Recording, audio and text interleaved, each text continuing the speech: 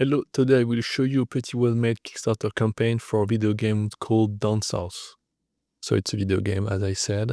I will go quickly with the figures. They are almost at $100,000 Canadian dollars for a goal of 50,000, almost 1,000 backers. So it's a pretty successful campaign at the moment.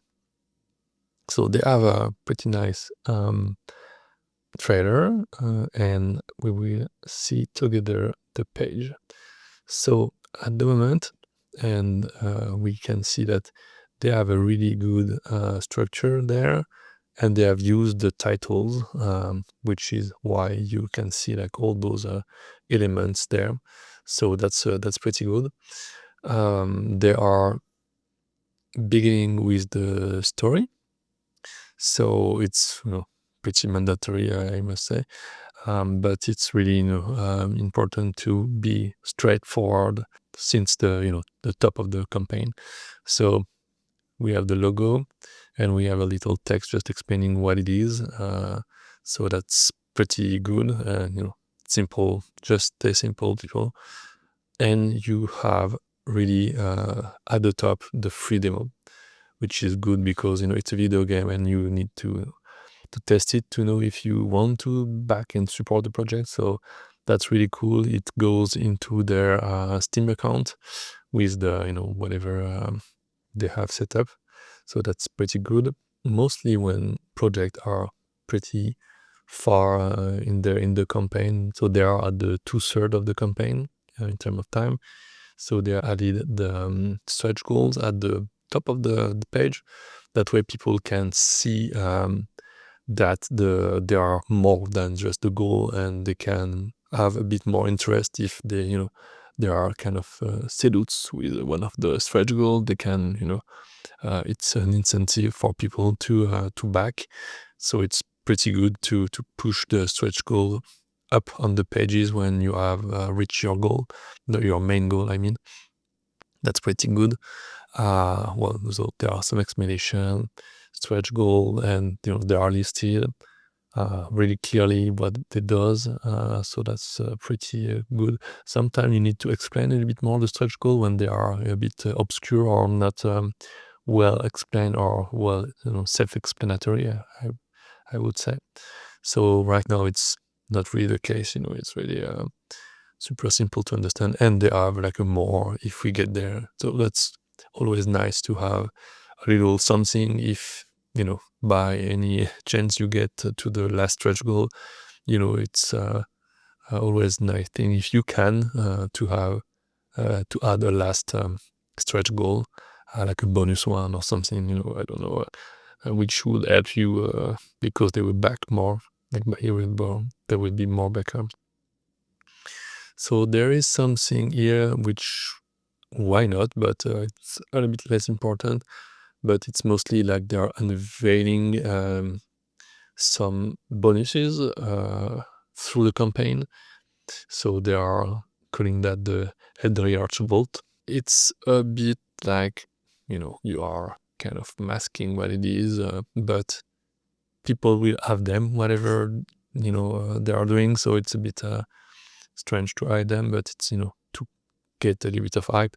I can see that they haven't revealed the one of the March 5th. We are March 8th right now, so it's been 3 days that it's not updated.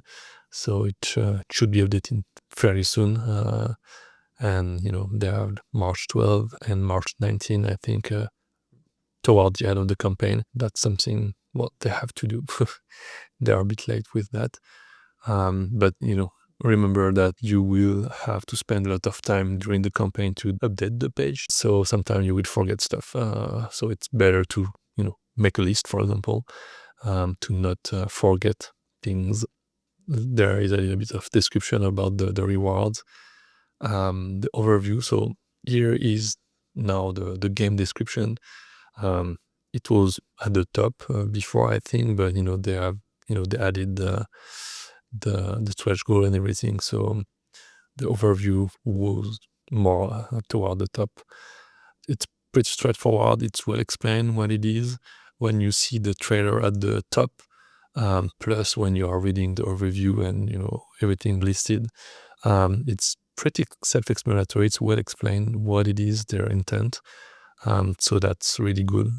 You don't have really to ask yourself questions, and everything is well documented. So what the game is about, the specificities of this game is like the morality and things where you are kind of injecting sort of drugs and you are kind of losing your mind, and it changed the gameplay. For example, you don't have a lot of conversation choice, but you are like more powerful, and so you have choice to make. It's pretty interesting. So everything is well explained, I must say. Here is the features of the game. So it's the basic stuff for video game, but they are explaining a bit in detail what they are aiming, what is, and it's the keywords. If you have like journalists or people that are in a hurry to back, I don't know, but it's there are key point of what the game is. So it's pretty cool. Still, there are GIFs and videos, so that's pretty good to always have visual cues and visual things to show to people. That way they don't have to imagine a lot. You would like to make everything clear and to avoid any friction. So that's pretty good. The game looks good, so it's the more images and video and gameplays, the better. So a note about the art and what people will find inside of the game in terms of art and things.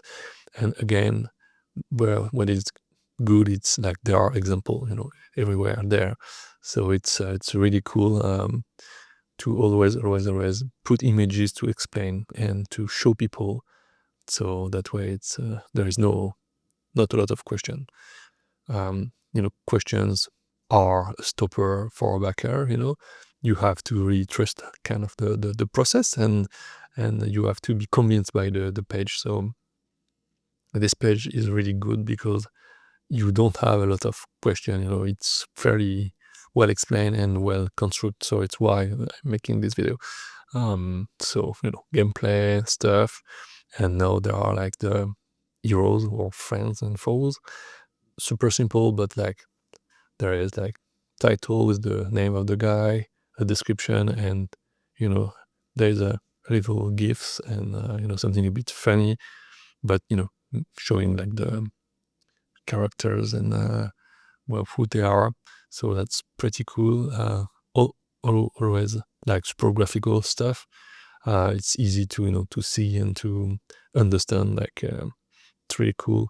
The clients, which are the kind of the bosses. So that's also nice. And there are some question mark there to making a bit of hype. You can see like the shadows and stuff, and you are wondering what's going on here. It's always good to have a little bit of suspense and hidden stuff just for people to be curious. Good curiosity. We then have the funding, which is pretty well explained, and what I like, it's what it is about. So why they need funding, and it's explained really, really well just there. They are joining jobs and they are freelancers. So, having dedicated support will make a huge difference. It's really, it's super simple, but it's why they need funding. So obviously to make the game, but they want to spend more time, more full time inside of the game. So that's really cool. What is good also, it's the funding breakdown. It's fairly detailed, as you can see there. I have calculated the amount just for the sake of having an idea about what they need. It's pretty detailed. I don't know if I would, put like 31.6, for example, and 22.6. It's really, maybe a bit too much. Maybe 32 would have been, something, but it really shows they have, make the maths and the numbers. And so taxes, we are in Canadian, so it's 10,000 because I've calculated everything. All those ones are like 5K together. The merch is 3,400. The audio is 4,500. Art and design, it's the most 15,800, and the development into whatever 11 and 300. So that's good numbers. What I like is they are specify the taxes, because depending on your country, you will have taxes on the Kickstarter amounts you will get. You have to not forget that, because if you are an individual, for example, maybe all this Kickstarter money will get into your incomes, and you will have to pay taxes on your personal taxes. So depending on the country, it could be pretty high. So if you get eaten like 20% of your budget in taxes, you have to think about that. Business and legal, that super simple stuff. Legal is important. Sometimes you forget about it, but if you have like contract or royalties for the audio or whatever, it's better to have a good contract. So including legal, it's pretty cool. Even like for IPs and brand name, and it's pretty straightforward. But yeah, Kickstarter 5%. They haven't really put the bank fees. Maybe it's in business. I don't know. It's about 2-3% depending on the country. So maybe it's there. Merch, it's all the physical merch they are doing for the Kickstarter. Audio, it's all the music, I think. And you can see like the bigger chunk is really like the art and development. When I scrolled, you've seen the arts and how it's detailed and how much it's important in the game. So I'm not surprised to see like it's one of the biggest chunk. So that's totally fine. I have nothing to say, but it's a good breakdown. You have everything, and you can see that they have calculated their stuff. So it's pretty good. So reward breakdown there, it's a little bit what I would say could have been better, but sometimes it's hard because they have a lot of rewards, and it could be super messy quick. So at least they could have made a table with like the reward names and what's included, and that way you have a table with really dedicated columns, and you can see like, okay, this reward, you have that included, and generally it made like a pyramid. There they have just put like a text and a few images. That's could be better, but it's pretty well documented in the reward section, so we'll see that just after. And now the team, which is really important, because sometimes people don't want to have their faces on Kickstarter, but it's really important to have people, to have the backers see faces, see humans. That way they can rely on someone maybe like them, or they can see that the team is real and you have photos and everything. So here you have photos, you have description about a little bio of everyone. So that's cool. That's great. They are like all there. And sometimes you can read inside of the description, like the guy is a fan of The Witcher 3, for example, and you are a fan of The Witcher 3, and it's little bounds that you can have with those people, and it's always something more when you can compare yourself with one of the creator. That way it's there is a bit more effect and help that you want to give to those people. So that's pretty good to to explain and to say that you are this person or you like this stuff, and people can relate on that. So that's pretty cool.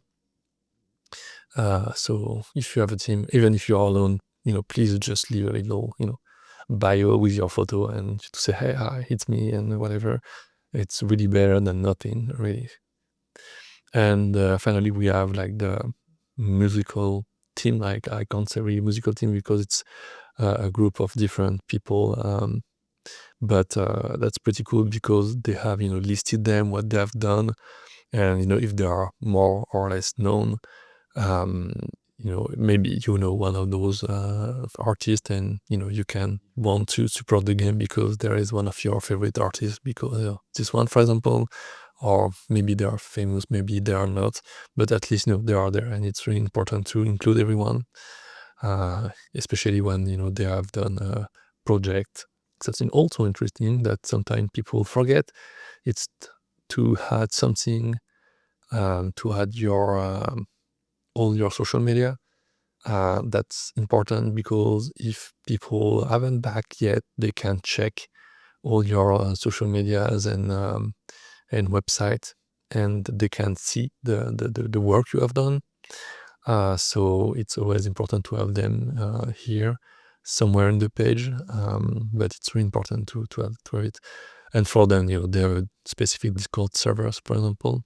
So that's good to have. That way, people can go there and talk with the team, for example, or talk with other backers or fan of the game. So that's really cool to to gather people and to have a more solid fan base. Again, we have something that it's really specific to this project and some game project, but they are also interested on working with other people. So if you're interested, there is a section here. There is an application form. That's really great. You don't know who your backer are. So for example, for the Kickstarter I've made with my company, which is a video game also, at some point we needed a developer for assembly and C, but mostly assembly because it's a Game Boy Color game.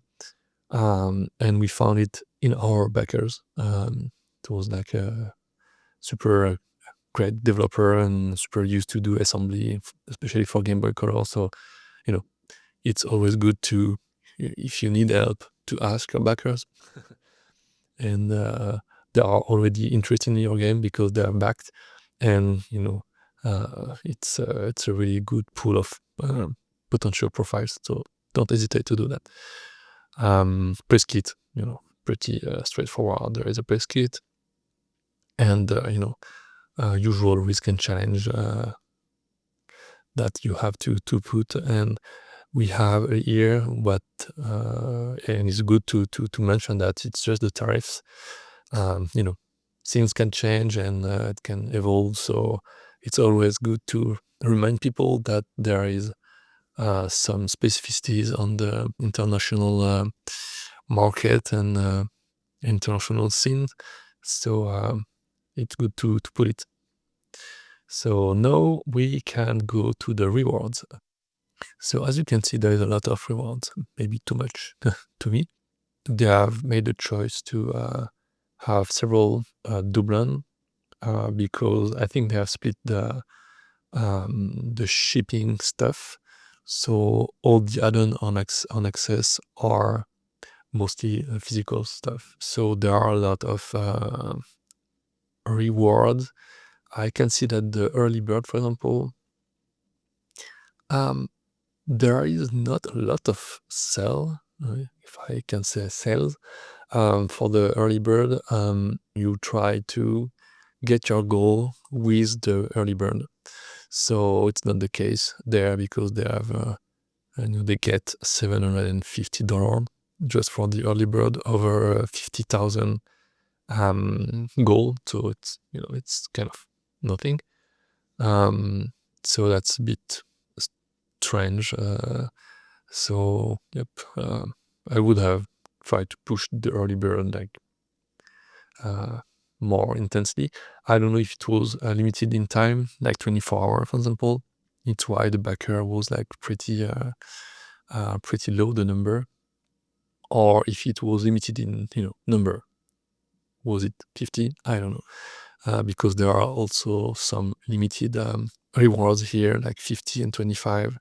They are all gone, and it's not a lot. So it's always a bit surprising. What I try to not encourage is those super high level of rewards. Fortunately, sometimes just putting a super high one just to target the people which have a lot of money and they want to help somehow, it could be a good idea, especially when it's, well, this game really cool. So I'm not surprised that 2 people have back at 10,000, which is almost half of the goal. It's pretty surprising, but that's really cool. And maybe there is only one people because there is only one thumbnail there. So yeah, sometimes it works. This one at 5,000, there is no backers. The sub level, some people have backed for that, which is designing a short sub level, which is cool. Yeah, some people are interested to participate and to do something in your project, so that's pretty cool. But as you see, there is not a lot of backer for those high tier.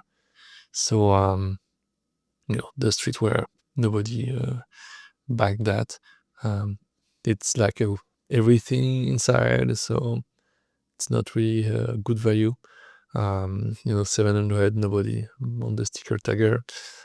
So most of the super high tiers are useless, I would say.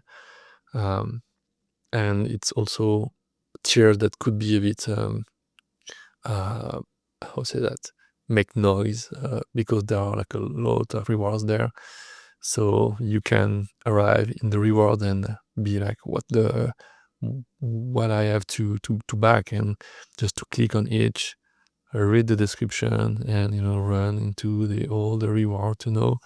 It's why it's better to have like a table in the campaign with like all the items listed and all the what's inside, so it's easier to understand quickly what's inside and what's not. So it's my main kind of issue here. It's not super obvious, so you have to be patient and take your time and to check what's inside, what's not. It's my main thing.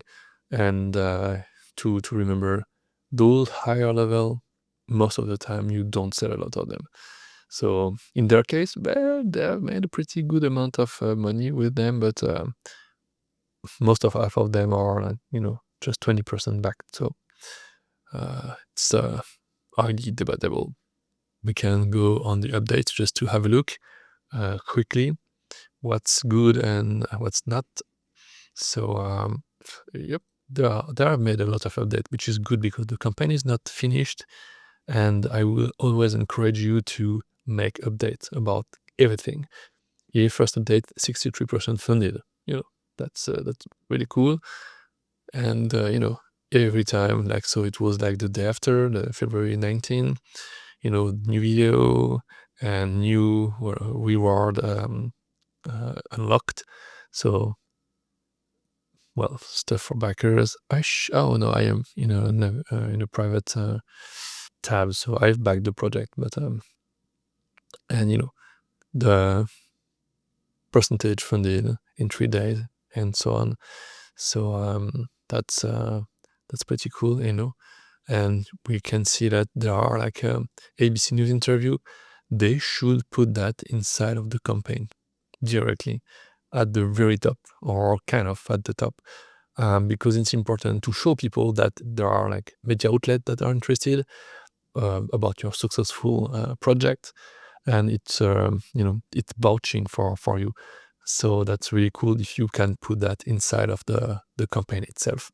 Everything that is press, media outlet that have talked about it, if they are big enough, it's really nice to put them there. The same for a big influencer, like a YouTuber, like a gaming YouTuber, for example, as it's a video game. Put them in the campaign just to see, hey, they have talked about us. That's really great to do. So that's a pretty good campaign, I must say, and you should check it. I will put the link in the description. So as you've seen, the campaign is pretty well done. They added stuff when the campaign hit like 2/3 of the time, like the stretch goal at the top. The structure is pretty well done, well explained. There are details. There are enough stuff to understand the project pretty quickly. No question asked. It's really simple, straightforward. Um, don't hesitate to really well structure your things. Description, image, video, GIFs. The more visual it is, the better it is. That way, showing things are always better than text. Um, the rewards are a bit too much there. Be sure that to don't put like 20, 30 rewards. It's easier when there are less rewards, like between 5 and 10 max. You can throw there like a super high one, but most of the time those rewards that are like between 500 and 1,000, nobody take them.